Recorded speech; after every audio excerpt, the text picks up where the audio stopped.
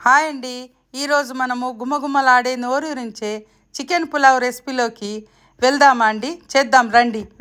రెసిపీలోకి వెళ్దాం రండి. Half KG chicken, garam masala, అన్నీ చూద్దాం రండి. గరం మసాలా ఇవన్నీ చూసుకొని పుదీనా, కొత్తిమీర, ఉల్లిపాయ, నిమ్మకాయ అవన్నీ చికెన్లోకి పెరుగు వేసేసుకోనండి. నిమ్మకాయ, పసుపు, ఉప్పు, కారం అన్నీ వేసి ఒక హాఫ్ అన్ అవరు మ్యారినేట్ చేసుకోవాలండి. చేసుకున్న తర్వాత 1.5 గ్లాస్ రైస్ తీసుకొని కడిగి నానబెట్టుకోవాలా. బాండి వెలిగించుకొని ఆయిల్ వేసుకొని తగినంత ఆయిల్ వేసుకొని గరం మసాలా అన్నీ వేసుకోవాలండి. ఉల్లిపాయ, పచ్చిమిర్చి, పుదీనా, కొత్తిమీర వేసుకోవాలండి.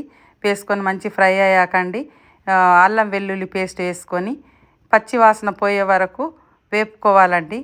కొంచెము ఉల్లిపాయ ఫ్రై కాకపోయినప్పుడు కొద్దిగా సాల్ట్ వేస్తే తొందరగా ఫ్రై అవుతాయండి. టమాటా కూడా వేసేసుకొని మూత పెట్టుకోవాలండి. ఎందుకంటే కలపొద్దండి, కలిపితే మగ్గవండి. ఇప్పుడు మగ్గిపోయాయండి చూడండి. కలిపేసుకోవాలండి. కలిపేసుకున్న తర్వాత మనము చికెన్ వేసుకొని చికెన్ మంచిగా ఫ్రై చేసుకోవాలండి. దాంట్లోంచి వాటర్ మొత్తం పోయే వరకు ఆయిల్ ఫ్రై లాగా కావాలండి. ఆయిల్ ఫ్రై లాగా అయిన తర్వాత మంచిగా వేసి కలిపి మూత పెట్టుకోవాలండి. మూత పెట్టుకున్న తర్వాత ఆయిల్ మొత్తం తేలుతుంది. ఫ్రై అవుతుంటే ఒక్కసారి చూసేసుకొని దగ్గర పడిన తర్వాత మనం నానబెట్టుకున్న రైస్ను దాంట్లో వేసి మంచిగా ఆయిల్ నీరు మొత్తం పోయే వరకు మంచి ఫ్రై చేసుకోవాలండి. ఫ్రై చేసుకున్న తర్వాత 1.5 గ్లాస్కి మనము 3 గ్లాసెస్ వాటర్ పోసేసుకోవాలండి. ఎందుకంటే చికెన్ కూడా బాయిల్ కావాలి కదండి. 3 గ్లాసెస్ వాటర్ పోసేసుకొని మంచిగా కలిపి మూత పెట్టుకోవాలండి.